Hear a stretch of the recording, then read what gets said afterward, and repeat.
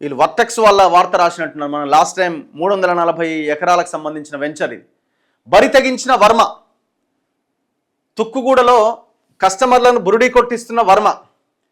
ఆయన పెద్ద మనిషి అయినట్టుండు. ఇంతకుముందు వేరే ఫోటో ఉండేగా. వర్టెక్స్ పేరుతో ప్రభుత్వ అసైన్డ్ భూములు, చెరువులను కొల్లగొడుతున్న వైనం. వర్మ వేసిన అక్రమ వెంచర్లో సూచిక బోర్డు ఏర్పాటు చేసిన తహసీల్దార్. ఇది మనం ఈ వార్తని బయటికి తీసుకొచ్చిన తర్వాత, ఈ కుంభకోణాన్ని ఇది బయటికి తీసుకొచ్చిన తర్వాత గవర్నమెంట్ 25 ఎకరాల భూమిని వెనక్కి తీసుకున్నది, అసైన్ ల్యాండ్. ఎవరైతే అసైనీస్ ఉన్నారో, ఎవరైతే ఆ దళితులకి ఆనాడు భూమిని కేటాయించారో వాళ్ళందరికీ నోటీసులు ఇష్యూ చేశారు. సో మీరు ఈ భూమిని మీరు అమ్ముకున్నారు, ఇది చట్ట విరుద్ధం కాబట్టి ఇది ప్రభుత్వం స్వాధీనం చేసుకుంటుంది అని. సో లీగల్గా ఆ ప్రాసెస్ని స్టార్ట్ చేసింది ప్రభుత్వం ఇచ్చిన భూమిని వెనక్కి తీసుకోవడానికి. ఇది మనం సాధించిన గొప్ప విజయంగా మనం చెప్పొచ్చు.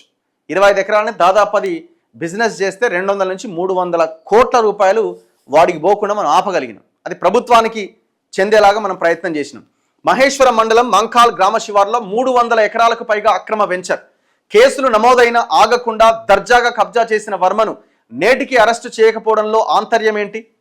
వర్టెక్స్ డిస్ట్రిక్ట్ వెంచర్కు అక్రమంగా అనుమతులిచ్చిన రెరా, హెచ్ఎండిఏ అధికారులకు ముట్టిన ముడుపులెంత? పీఓటీ చట్టం 1977 నిబంధనలకు తూట్లు పొడిచి పేదల భూములు లాక్కున్న దుర్మార్గుడు. ప్రభుత్వ అసైన్డ్ భూములు కబ్జా చేసి అక్రమ వెంచర్ చేసింది వాస్తవమే అని తేల్చేసిన తహసీల్దార్. భారీ బందోబస్తు మధ్య సైన్ బోర్డులు, ఫెన్సింగ్ ఏర్పాటు. రంగారెడ్డి జిల్లా కలెక్టర్ స్పందించి అక్రమార్కులపైన కఠిన చర్యలు చేపట్టాలని డిమాండ్ చేస్తున్న స్థానిక ప్రజానీకం. ఇట్లాంటివి బొచ్చడున్నాయి.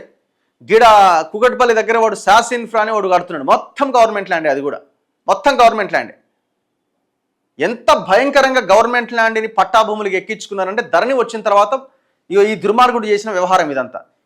వీళ్ళ బినామీలే ఇల్లంతా. వాడు శాస్ ఇన్ఫ్రా వాడంతే, వీడంతే. మొత్తం టోటల్ గవర్నమెంట్ ల్యాండ్ని రాత్రికి రాత్రి పట్టాభూములుగా మార్చేసుకున్నారు. ఆ డాక్యుమెంట్ చూస్తే ధరణిలో లింక్ ఏడుందిరా ఇదంటే లింక్ ఉండదు, పాడు ఉండదు. అంతకుముందు అంతా నేచర్ ఆఫ్ ల్యాండ్ గవర్నమెంట్ అని ఉంటుంది, తక్కువని మారిపోతుంది. ఎంత ఒక రకంగా చెప్పాలంటే ఒక గ్యాంగ్ రేప్ లాంటిది. మరి ఇంత జరుగుతుంటే రేవంత్ రెడ్డి ఏం చేస్తున్నాడు? ఇప్పుడు 25 ఎకరాలు తీసుకున్నాడు. మరి ఆ చెరువుల భూమి పోయింది కదా, మరి దాని సంగతి ఏంది? ఎయిర్పోర్ట్ భూమి పోయింది కదా, దాని సంగతి ఏంది? 62 ఎకరాల ప్రైవేట్ ల్యాండ్ ఉంది ఇందులో. ఈ వర్టెక్స్ వర్మ కబ్జా చేసిన దాంట్లో వాళ్ళు కొట్లాడుతున్నారు. 62 ఎకరాలు, మరి దాని సంగతి ఏంది? ఇట్లాంటి వర్టెక్స్ వెంచర్లు ఇంకెన్ని ఉన్నాయి? వీడు గోపనపల్లిలో ఆ లోకల్ కార్పొరేటరు ఇద్దరు కలిసి ఆడ చెరువు కబ్జా పెట్టిండు. ఇంకొక దగ్గర ఇదే వర్టెక్స్ వర్మ మొత్తం వెంచర్ అని చేసిండు, విల్లాలు కట్టిండు. మధ్యలో కొంత గవర్నమెంట్ భూమి ఉంది, 30 గుంటలో 40 గుంటలో కబ్జా చేసి ఎంఆర్ఓకి లెటర్ పెడతాడు. దీన్ని నేను కబ్జా చేసినా దీనికి నష్టపరిహారం కడతా అని. నువ్వేవాడి కట్టడానికి? ఎవడన్నా ల్యాండ్ కబ్జా చేసి నష్టపరిహారం కడతా అని ఎవడన్నా లెటర్ రాస్తాడా? మరి అధికారులు ఏం చేస్తున్నట్టు? ఇవన్నీ మేము ఎవిడెన్స్తో, వాస్తవాలతో, ఆధారాలతో మాట్లాడుతున్నాడు. ఈ దుర్మార్గుడు చేసిందే మొత్తం. పక్కన మంచిగా వేసిన ఫోటో కరెక్ట్గా. ఈ కేటీఆర్ అనే దుర్మార్గుడు చేసిన వ్యవహారమే. మరి రేవంత్ రెడ్డి ఏం చేస్తుండని అడుగుతున్నాం. కాంప్రమైజ్ అవుతురా మీరు? మాకు మీరు యాక్షన్ లేకపోవడంతో అదే కనిపిస్తుంది. ఈ 25 ఎకరాల్లో బోర్డులు పెట్టిరు, ఎందుకంటే అది పెద్ద వైరల్ అయింది, ఇక మేము అడ్డంగా ఇరుక్కపోతున్నామని. మరి మిగతాదేంది?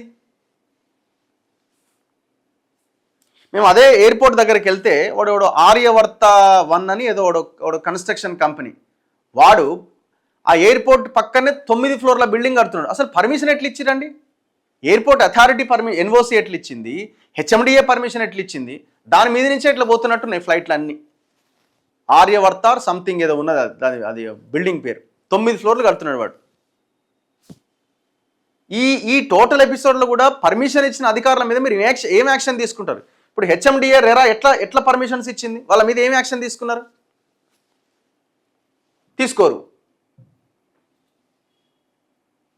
ఇగో ఈ అసైన్డ్ భూములని ఇది మన 5 లక్షలు 10 లక్షలు ఇచ్చి ఈ వర్టెక్స్ అండ్ కేఎల్ఆర్ డెవలపర్స్ పేరుతో ఇట్లా రాసుకున్నారనమాట. ఇది రైతుల దగ్గర నుంచి తీసుకున్నారు, ఆ దళితుల దగ్గర నుంచి. కేఎల్ఆర్ అంటే నాకు సంబంధం లేదు, నేను అమెరికాకు పోయినప్పుడు వాడు చేసిండంతా, నేను వచ్చిన తర్వాత కేసు పెట్టినాను ఆయన అంటాడు. ఆయన తప్పించుకుంటాడు. కానీ ఈనాటి కూడా కేఎల్ఆర్ ఫ్లెక్సీలు ఉన్నాయి అందులో, ఆ వర్టెక్స్ వెంచర్లో. మరి అయిందో మరి అది